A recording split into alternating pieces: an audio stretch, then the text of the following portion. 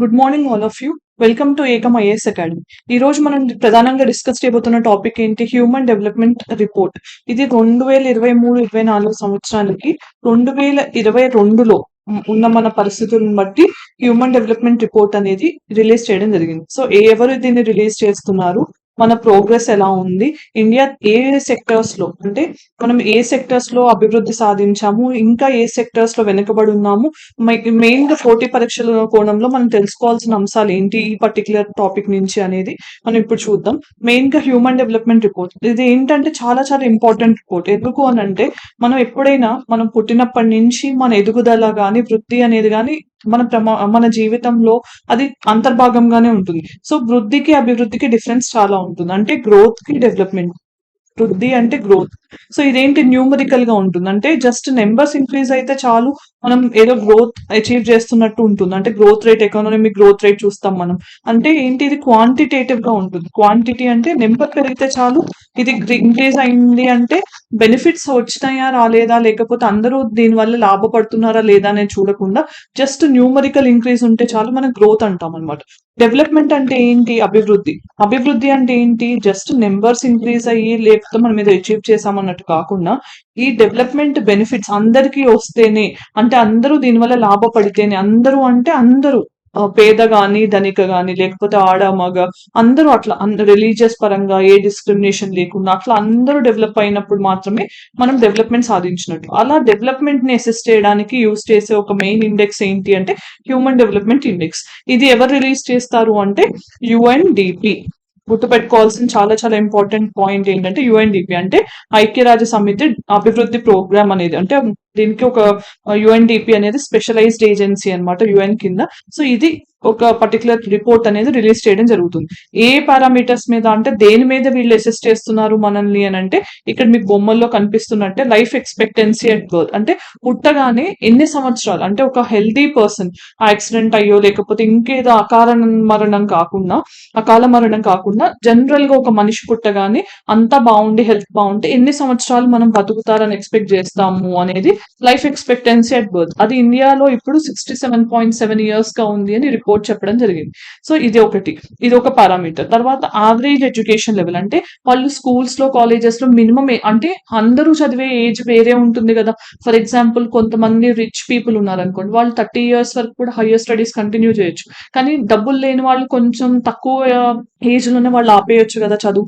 అంటే యావరేజ్ గా తీసుకుని ఇండియాలో ఎంత ఉంది ఎడ్యుకేషన్, ఎన్ని ఇయర్స్ వరకు వాళ్ళు చదువుతున్నారు అనేది యావరేజ్ ఎడ్యుకేషన్ లెవెల్ అనమాట. Or mean years of schooling అంటాం దీన్ని. తర్వాత స్టాండర్డ్ ఆఫ్ లివింగ్, అంటే వాళ్ళ జీవన ప్రమాణాలు ఎలా ఉన్నాయి అనేది, జిఎన్పి పర్ క్యాపిటా అనేది మెషర్ చేస్తారు. సో ఈ 3 పారామీటర్స్ మీద మనకి హ్యూమన్ డెవలప్మెంట్ ఇండెక్స్ కానీ హ్యూమన్ డెవలప్మెంట్ రిపోర్ట్ అనే దాన్ని యుఎన్డిపి అనేది రిలీజ్ చేయడం జరుగుతుంది. సో మెయిన్ గా ఇప్పుడు మనం డిస్కస్ చేయబోతుంది ఏంటి, హ్యూమన్ డెవలప్మెంట్ ఇండెక్స్. ఆల్రెడీ నేను చెప్పినట్టు 3 పారామీటర్స్, హెల్త్ ఒకటి, ఎడ్యుకేషన్ ఒకటి, standard of living or living standards. ఈ 3 పారామీటర్స్ మీద మనకి హ్యూమన్ డెవలప్మెంట్ అనే దాన్ని మెజర్ చేస్తూ మనకు ఒక రిపోర్ట్ యుఎన్డిపి ఇవ్వడం జరుగుతుంది. సో ఇది 2022 ఇయర్ కి మన లెవెల్ ఎలా ఉంది అనేది 2023-24 ఇయర్ లో రిలీజ్ చేయడం జరిగింది. సో మనం మెయిన్ గా ఇక్కడ చూడాల్సిన విషయాలు ఏంటి అంటే why in news, human development index లో ఏమేమి పార్ట్ గా ఉన్నా, ఏం రిలీజ్ చేశారు, మెయిన్ హైలైట్స్ చూద్దాం. ఈ ఇయర్ రిపోర్ట్ రిలీజ్ చేశారు కదా, దాని థీమ్ ఏంటి, ఇండియా ఎలాంటి సెక్టర్స్ లో ఎలా ప్రోగ్రెస్ సాధించింది, తర్వాత అబ్జర్వేషన్స్, ఇండియా స్పెసిఫిక్ అబ్జర్వేషన్స్ చూద్దాం. తర్వాత ఏరియాస్ ఆఫ్ ఇమీడియట్ యాక్షన్ అనమాట, అంటే ఎక్కడ అవసరం ఇమీడియట్ గా యాక్షన్ తీసుకుంటే ఇండియా ఇంకొంచెం అభివృద్ధి సాధించే ఛాన్స్ ఉందనేది హైలైట్ చేశారు, అది చూద్దాం. తర్వాత క్రిటిసిజం ఏంటి, అసలు హ్యూమన్ డెవలప్మెంట్ ఇండెక్స్ అనే దాన్ని ఎందుకు క్రిటిసైజ్ చేస్తున్నారు, ఇది కంప్లీట్ గా రియాలిటీకి దూరంగా ఉంటుంది, ఇది కంప్లీట్ పిక్చర్ కాదు అని ఎందుకు అంటున్నారు అనేది కూడా తెలుసుకుందాం. దాంతో పాటు వే ఫార్వర్డ్ చూద్దాం. సో ఇప్పుడు మనం ఈ సిలబస్ మ్యాపింగ్ చూద్దాం. సిలబస్ లో GS paper 3 Indian economy section లో ఇన్క్లూజివ్ గ్రోత్ లో ఇది ఇంపార్టెంట్ టాపిక్ అనమాట హ్యూమన్ డెవలప్మెంట్ అనేది. సో వై న్యూస్ అంటే రీసెంట్ గా నేను చెప్పినట్టు యుఎన్డిపి ఆల్రెడీ ఇండెక్స్ ని రిలీజ్ చేయడం జరిగింది. సో ఎన్ని కంట్రీస్ అంటే 194 కంట్రీస్. సో ఇది 194 కంట్రీస్ ని అసెస్ చేస్తే దాంట్లో ఇండియా ర్యాంక్ ఎంత, 134th ప్లేస్ లో ఉంది ఇండియా. అంటే లాస్ట్ ఇయర్ ఇది ర్యాంకింగ్ ప్లేస్ అనేది చాలా చాలా ఇంపార్టెంట్. సో కాంపిటేటివ్ ఎగ్జామ్స్ లో డైరెక్ట్ గా ఇండియా ర్యాంక్ అడగవచ్చు. అండ్ లాస్ట్ ఇయర్ తో పోలిస్తే ఈ ఇయర్ ర్యాంక్ ఎంత, అంటే ఇప్పుడు ఇచ్చిన ర్యాంకింగ్ ఏ సంవత్సరానికి గాను అంటే 2022కి. 2021 లో మన ర్యాంక్ ఎంత ఉంది అంటే 135. అంటే మనం కొంచెం జస్ట్ 1 పొజిషన్ ఇంప్రూవ్ అయ్యామన్నమాట. ఇంతకుముందు 135/193 కంట్రీస్, ఇప్పుడు 134/194 కంట్రీస్ అన్నమాట. సో ఫస్ట్ ప్లేస్ లో ఏ కంట్రీ ఉంది అంటే స్విట్జర్లాండ్. స్విట్జర్లాండ్ అనేది ఫస్ట్ ప్లేస్ లో ఉంది హ్యూమన్ డెవలప్మెంట్ ఇండెక్స్ లో. ఇది కూడా గుర్తుపెట్టుకోవాల్సిన విషయం, ఇది కూడా అడగొచ్చు పోటీ పరీక్షలు. తర్వాత మనం తెలుసుకుందాం హ్యూమన్ డైమెన్షన్స్ అంటే దీంట్లో హ్యూమన్ డెవలప్మెంట్ ఇండెక్స్ లో ఉన్న డైమెన్షన్స్ ఏంటి అని అంటే, లైఫ్ ఎక్స్పెక్టెన్సీ అండ్ బర్త్ చూసాం కదా, దాంట్లో డైమెన్షన్స్ ఏంటి, లాంగ్ హెల్దీ లైఫ్ అంటే నార్మల్ గా హెల్దీ లైఫ్ ఉంటే ఒక పర్సన్ ఎన్ని సంవత్సరాలు మినిమం బతుకుతారు అనేది మెయిన్ పారామీటర్ అనమాట. నేను ఇందాక చెప్పినట్టు 67.7 ఇయర్స్ అనేది యావరేజ్ లైఫ్ గా ఉందన్నమాట ఇండియన్స్ లో. తర్వాత knowledge or education, mean years, expected years of schooling, mean years అంటే యావరేజ్ గా ఎన్ని సంవత్సరాలు ఒక చైల్డ్ ఎడ్యుకేషన్ ని కంటిన్యూ చేస్తున్నారు ప్లస్ యావరేజ్ ఎంత ఉంది అనేది అసెస్ చేస్తారు. తర్వాత డీసెంట్ స్టాండర్డ్ ఆఫ్ లివింగ్, దీన్ని ఎలా మెజర్ చేస్తున్నామంటే జిఎన్ఐ అంటే గ్రాస్ నేషనల్ ఇన్కమ్, స్థూల జాతీయ ఆదాయం అని అనొచ్చు. దీన్ని పర్ క్యాపిటల్, మీకు తెలిసిందే కదా పర్చేసింగ్ పవర్ పారిటీ పీపీపీ అంటాం దాన్ని డాలర్ టర్మ్స్ లో. అంటే ఒక కంట్రీ నేషనల్స్ ఎంత సంపాదిస్తున్నారు, మనం ఒకవేళ డాలర్లో ఏదైనా కొనాల్సి వస్తే మనం ఎంత దాన్ని ఎక్స్చేంజ్ చేసుకుంటాం దాని టర్మ్స్ మీద దీన్ని మెజర్ చేయడం జరుగుతుంది. ఇలా 3 పారామీటర్స్ మీద అసెస్ చేస్తున్నారు. సో ఇప్పుడు మీకు తెలిసిందే కదా ఫస్ట్ ఎప్పుడు పబ్లిష్ చేశారు, 1990 నుంచి యుఎన్డిపి పబ్లిష్ చేయడం జరుగుతుంది. 3 పారామీటర్స్ చూసాం మనం, హెల్త్ అంటే life expectancy at birth, education అంటే expected years of schooling, mean years of schooling కూడా, లివింగ్ స్టాండర్డ్ అంటే gross national income per capital, దీన్ని పర్చేసింగ్ పవర్ పారిటీ టర్మ్స్ లో డాలర్ టర్మ్స్ లో మెజర్ చేస్తాం అనమాట. తర్వాత బ్యాక్గ్రౌండ్ ఏంటి, అసలు ఈ కాన్సెప్ట్ ఇట్లా హ్యూమన్ డెవలప్మెంట్ అనే దాన్ని మెజర్ చేయాలి అనే ఐడియా ఎవరు ఇచ్చారు అంటే పాకిస్తానీ ఎకనామిస్ట్ మెహబూబ్ ఉల్ హక్ అనమాట. ఈయన ఫస్ట్ టైం ఇలాంటి కాన్సెప్ట్ ని ప్రపోజ్ చేశారు. తర్వాత ఇది యుఎన్డిపి అడాప్ట్ చేసుకుని అప్పటి నుంచి హ్యూమన్ డెవలప్మెంట్ రిపోర్ట్ అనేది 1990s నుంచి ఇవ్వడం జరుగుతుంది అనమాట. సో దీంట్లో భాగంగా హ్యూమన్ డెవలప్మెంట్ రిపోర్ట్ మెయిన్ గా ఇస్తారు. దాంట్లో మీరు గుర్తుపెట్టుకోవాల్సింది ఏంటి, హ్యూమన్ డెవలప్మెంట్ రిపోర్ట్ లోనే ఈ హ్యూమన్ డెవలప్మెంట్ ఇండెక్స్ అనేది ఒక భాగం. అంటే కంప్లీట్ గా ఈ ఒక్క ఇండెక్సే కాకుండా ఈ 4 ఇండెక్స్ కూడా రిలీజ్ చేస్తున్నారు దీంతో భాగంగానే. అంటే హ్యూమన్ డెవలప్మెంట్ అంటే జస్ట్ హ్యూమన్ డెవలప్మెంట్ ఇండెక్సే కాదు, మల్టీ డైమెన్షనల్ పవర్టీ ఇండెక్స్ అనేది ఒకటి ఉంటుంది. తర్వాత inequality adjusted human development index, ఇది హెచ్డిఐ అనమాట. తర్వాత జెండర్ ఇన్ఈక్వాలిటీ ఇండెక్స్ అంటే లింగ వివక్ష ఎలా ఉంది సమాజంలోను దేశాల్లోను అనేది చెప్తారు. తర్వాత జెండర్ డెవలప్మెంట్ ఇండెక్స్, ఇది 2014 నుంచి. ఇట్లా ఈ 4 ఇండిసెస్ ని రిలీజ్ చేయడం అనేది, 4 ఇండిసెస్ కూడా హ్యూమన్ డెవలప్మెంట్ రిపోర్ట్ లో భాగంగా యుఎన్డిపి 1990s నుంచి రిలీజ్ చేయడం జరుగుతుంది. సో ఈ 4 కూడా గుర్తుపెట్టుకోవాలి, చాలా చాలా ఇంపార్టెంట్.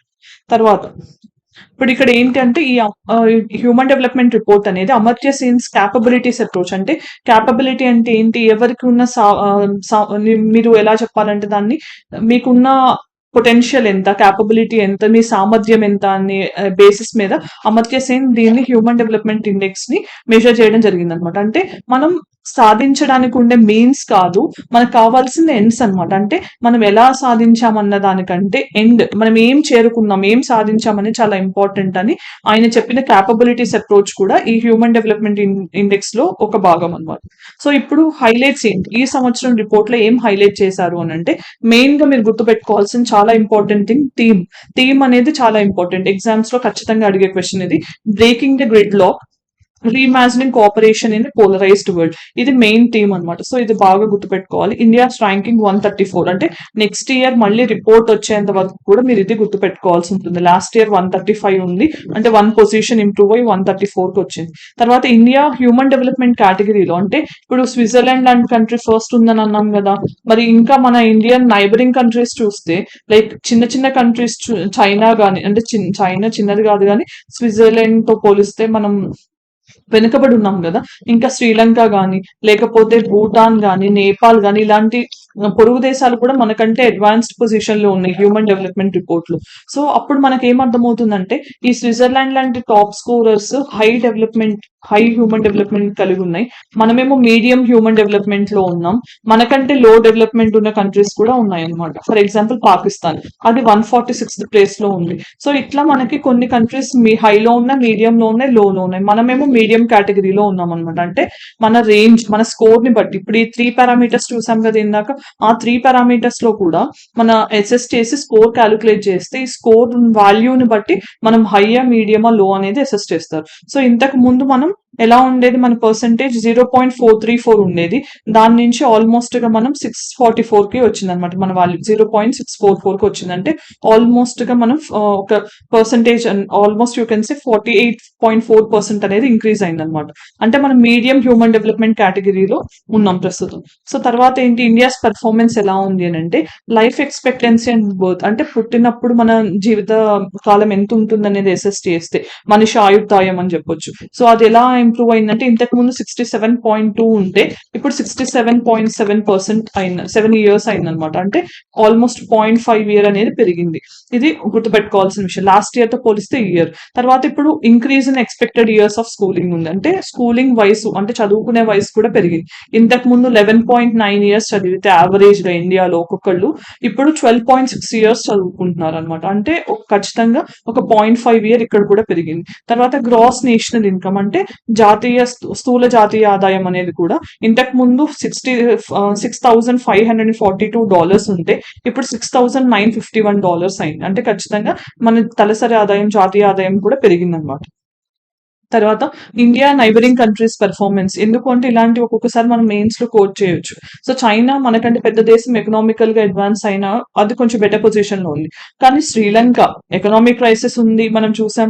తర్వాత భూటాన్ కంట్రీ మనకంటే చాలా చాలా చిన్న దేశం. బంగ్లాదేశ్ ఇవన్నీ డెవలప్డ్ కంట్రీస్ కాదు. ఇవి అయినా కూడా మనకంటే బెటర్ పొజిషన్స్ లో ఉన్నాయి. ఇంకా చెప్పాలంటే శ్రీలంక హై కేటగిరీలో ఉంది. హై హ్యూమన్ డెవలప్మెంట్ ఉన్న కేటగిరీలో ఉంది. భూటాన్ అండ్ బంగ్లాదేశ్ మనలానే మీడియం డెవలప్మెంట్ లో ఉన్నారు. నేపాల్ పాకిస్తాన్ లాంటివి లో హ్యూమన్ డెవలప్మెంట్ కేటగిరీలో ఉన్నాయి. అంటే మన పొరుగు దేశాలు ఇక్కడ వరకు కూడా మనకంటే బాగానే పెర్ఫార్మ్ చేస్తున్నాయి కదా. అంటే ఇండియా పెర్ఫార్మెన్స్ అనేది అప్ టు ద మార్క్ లేదు. ఇంకా ఇండియాకి చాలా పొటెన్షియల్ ఉంది.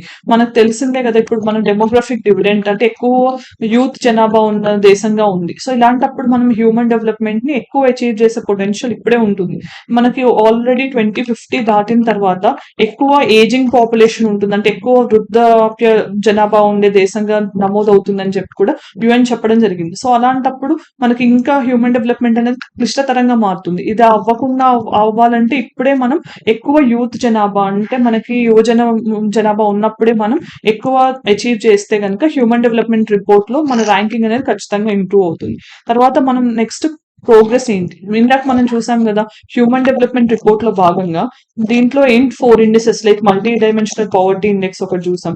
తర్వాత జెండర్ ఇన్ఈక్వాలిటీ ఇండెక్స్ చూసాం. తర్వాత జెండర్ డెవలప్మెంట్ ఇండెక్స్ చూసాం. తర్వాత human development inequality adjusted index చూసాం కదా. సో ఇప్పుడు ఈ జెండర్ ఇన్ఈక్వాలిటీ ఇండెక్స్ అంటే లింగ వివక్షత ఎలా ఉంది దేశంలో అనేది కూడా అసెస్ చేస్తారు హ్యూమన్ డెవలప్మెంట్ రిపోర్ట్ లో. దాంట్లో ఆల్మోస్ట్ 166 కంట్రీస్ లో ఇండియా 108 ప్లేస్ లో ఉంది. చాలా చాలా ఇంపార్టెంట్ పాయింట్. ర్యాంకింగ్ అనేది గుర్తుపెట్టుకోవాలి.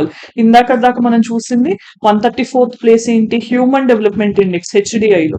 ఇప్పుడు ఇది జెండర్ ఇన్ఈక్వాలిటీ ఇండెక్స్ కానీ లింగ వివక్షత అనే దాంట్లో మనం 108th పొజిషన్ లో ఉన్నాం అనమాట. సో ఇది ఇక్కడ మనం 3 పారామీటర్స్ మీద ఈ జెండర్ ఇన్ఈక్వాలిటీ అనేది మెజర్ చేస్తున్నాం. అది ఏంటి అంటే రిప్రొడక్టివ్ హెల్త్ ఒకటి, ఎంపవర్మెంట్ అనేది పొలిటికల్ ఎంపవర్మెంట్, ఇవి లేబర్ మార్కెట్ అంటే వాళ్ళు ఎంతమంది యాక్టివ్ గా ఉమెన్ పార్టిసిపేట్ చేస్తున్నారు ఎంప్లాయ్మెంట్ ప్రాసెస్ లో అనే దాన్ని బట్టి labour participation rate, labour force participation rate అంటాం కదా, అది ఉమెన్ కి చాలా తక్కువ ఉంది. అంటే మెన్ తో పోలిస్తే ఉమెన్ చాలా తక్కువ మంది ఎంప్లాయ్మెంట్ లో ఉన్నారు. సో ఇది ఒక పారామీటర్ అనమాట. తక్కువ స్కోర్ రావడానికి కూడా ఇది మెయిన్ పారామీటర్. అంటే రిప్రొడక్టివ్ హెల్త్ లో అంటే కొంచెం కాన్షియస్నెస్ పెరిగి చిన్న వయసులోనే ప్రెగ్నెన్సీస్ అనేవి తగ్గాయి. అది సంతోషకరమైన విషయమే. కానీ ఎంపవర్మెంట్ పొలిటికల్ ఎంపవర్మెంట్ కూడా కొంచెం పెరుగుతుంది డిఫరెంట్ ఆస్పెక్ట్స్ లో. కానీ లేబర్ మార్కెట్ పార్టిసిపేషన్ అనేది తక్కువ ఉందన్నమాట. ఇది ఒకటి హైలైటెడ్ పాయింట్ ఈ రిపోర్ట్ లో. సో మన వాల్యూ ఎంత ఉంది అని అంటే 0.437 ఉంది. ఇది గ్లోబల్ యావరేజ్ కన్నా సౌత్ ఏషియన్ యావరేజ్ కన్నా మనకి చాలా బెటర్. ఇక్కడ చూడండి న్యూమరిక్స్ మీరు అనొచ్చు మ్యామ్ ఇక్కడ 0.462 478 కరెక్ట్ కదా అంటే ఇన్ఈక్వాలిటీ కాబట్టి తక్కువ ఉండటం మంచిది అనమాట. ఇన్ఈక్వాలిటీ ఎప్పుడు తక్కువ ఉండాలి. సో గ్లోబల్ యావరేజ్ కన్నా సౌత్ ఏషియా అంటే మనకి దక్షిణాసియా దేశాల కన్నా మనది చాలా బెటర్ గానే ఉంది ర్యాంకింగ్ అనేది స్కోర్ అనేది. తర్వాత India's performance in reproductive health అంటే మనకి తక్కువ వయసులోనే తెలిసిందే కదా చిన్న వయసులో మ్యారేజ్ అవ్వడం వల్ల రిప్రొడక్షన్ ఎమ్మటైతే ఉమెన్స్ హెల్త్ అనేది ఇంపాక్ట్ అవుతుంది. దాంతో పాటు మనకి మెటర్నల్ మోర్టాలిటీ, ఇన్ఫాంట్ మోర్టాలిటీ ఇవన్నీ వస్తాయి కదా ప్రాబ్లమ్స్. సో దాన్ని దృష్టిలో పెట్టుకుని మనకి డిఫరెంట్ స్కీమ్స్ వచ్చాయి. సో ఇప్పటికి ఈవెన్ బేటీ బచావ్ బేటీ పడావ్లో కానీ ఇట్లా ఇంటర్వెన్షన్స్ తీసుకొచ్చారు. తర్వాత ఎంకరేజ్ చేస్తూ చైల్డ్ మ్యారేజెస్ ని రిస్ట్రైన్ చేయడానికి మనం రీసెంట్ గా మ్యారేజ్ ఏజ్ కూడా పెంచాం కదా. ఇట్లాంటి మెషర్స్ తీసుకుంటున్నప్పుడు ఖచ్చితంగా రిప్రొడక్టివ్ హెల్త్ లో కూడా చాలా ఇంప్రూవ్మెంట్ వచ్చింది. సో అందుకని మనం మీడియం దాంట్లో ఉన్నాం. అడాలసెంట్ బర్త్ రేట్ అనేది ఇంప్రూవ్ అయింది. అంటే ఇంతకు ముందు చిన్న 17 ఇయర్స్ ఆ ఏజ్ లోనే ఎక్కువ మందిని పిల్లల్ని అంటే అది కొంచెం అంటే ఇంతకు ముందు 17 గర్ల్స్ అనేవాళ్ళు అడాలసెంట్ ఏజ్ లో పిల్లల్ని కంటే ఇప్పుడు 16 మెంబర్స్ మాత్రమే ఆ ఏజ్ లో కంటున్నారు. అంటే తక్కువ అవుతున్నారు అనమాట. సో ఇది మంచి వెల్కమ్ సైన్. తర్వాత however India was also one of the largest gender gaps in the labour market. అంటే ఆల్మోస్ట్ గా మెన్ ఏమో 76 మెంబర్స్, అంటే 100 మెంబర్స్ లో 76 మెన్ లేబర్ ఫోర్స్ లో పార్టిసిపేట్ చేస్తున్నారు. అంటే వర్క్ చేస్తుంటే ఉమెన్ ఎంత మంది వర్క్ చేస్తున్నారు? జస్ట్ 28 మెంబర్స్ మాత్రమే వర్క్ చేస్తున్నారు. అంటే ఆల్మోస్ట్ గా 3 times డిఫరెన్స్ ఉంది. ఇది ఒక్కటే నెగటివ్ థింగ్ అనమాట. అంటే మనం దీంట్లో చాలా ఇంప్రూవ్ చేసుకోవాల్సింది. అంటే ఉమెన్ చాలా మంది వర్క్ చేస్తే మనం ఇంకొంచెం బెటర్ డెవలప్మెంట్ ని అచీవ్ చేయొచ్చు. సో ఇంకా ఏం అబ్జర్వ్ చేశారు అని అంటే ఖచ్చితంగా మనకి ఇన్ఈక్వాలిటీస్ అనేవి రెడ్యూస్ అవుతున్నాయి. Over a period of time India చాలా అచీవ్ చేసింది. వెల్దీ కంట్రీస్ కి పూర్ కంట్రీస్ కి ఉన్న గ్యాప్ అనేది తగ్గుతూ వస్తుంది. ఇన్ఈక్వాలిటీస్ మనకి తెలిసిందే కదా, గినీ కోఫిషియంట్ అనేది ఉంది. సో మనకి దాంట్లో మనం ఇన్కమ్ ఇన్ఈక్వాలిటీస్ ని మెజర్ చేస్తాం కదా, ఇది ఒకటి. ఇలా ఇన్కమ్ ఇన్ఈక్వాలిటీస్ అనేవి తగ్గుతున్నాయి. Plus failure of collective action climate change. అంటే క్లైమేట్ చేంజ్ ని మనం తగ్గించలేకపోయినా, పావర్టీ ఇన్ఈక్వాలిటీస్ ని తగ్గించలేకపోయినా ఇది ఇంకా గ్యాప్స్ ని పెంచుతుంది. రిచ్ కి పూర్ కి మధ్యలో గ్యాప్స్ ని పెంచుతుంది. సో ఇంకా ఏం చెప్పారు అంటే 10 మెంబర్స్ లో 9 మెంబర్స్ అనేవాళ్ళు డెమోక్రసీని ఉంచాలి, డెమోక్రటిక్ ప్రిన్సిపల్స్ ని మెయింటైన్ చేయాలని చెప్తున్న వాళ్ళలోనే మళ్ళీ వాళ్ళు ఏం చేస్తున్నారు, ఎవరైతే పొలిటికల్ లీడర్స్ డెమోక్రసీని వైలేట్ చేస్తూ అండర్మైన్ చేస్తూ దాన్ని అంటే డెమోక్రసీని ఫాలో అవ్వకుండా పొలిటీషియన్స్ ఎవరైతే రూల్ చేస్తున్నారో అలాంటి వాళ్ళకి సపోర్ట్ కూడా చేస్తున్నారు. అంటే ఒక పక్కన డెమోక్రసీ కావాలి అని అంటున్నారు, కావాలి అంటుంది, ప్లస్ పొలిటీషియన్స్ ఎవరైతే డెమోక్రటిక్ ప్రిన్సిపల్స్ ని ఫాలో అవ్వట్లేదు అలాంటి వాళ్ళకే సపోర్ట్ చేస్తున్నారని కూడా ఈ విషయం సర్వేలో చెప్పడం జరిగింది అనమాట. సో ఇంకా తెలుసుకోవాల్సిన విషయాలు ఏంటంటే పొలిటికల్ పోలరైజేషన్. సో ఇది పొలిటికల్ పోలరైజేషన్ అంటే ఏంటి? ప్రొటెక్షనిస్ట్ మెషర్స్ కి దారితీస్తుంది. అంటే ఏంటి? ఇంతకు ముందేమో మనం గ్లోబలైజేషన్ అన్నాం. అంటే గ్లోబలైజేషన్ అంటే ఏంటి? కంట్రీస్ మధ్యలో బార్డర్స్ ఉండకూడదు, అందరూ కూడా ఓపెన్ గా ఒకటే విలేజ్ గా, గ్లోబల్ విలేజ్ గా అన్ని కంట్రీస్ కూడా ఒకటే విలేజ్ గా అవ్వాలి, కోఆపరేషన్ ఉండాలి, free movement of goods and services ఉండాలి, పీపుల్ మూవ్మెంట్ ఉండాలి, ఇన్వెస్ట్మెంట్స్ ఉండాలి, ఇలా అన్ని అనుకున్నాం.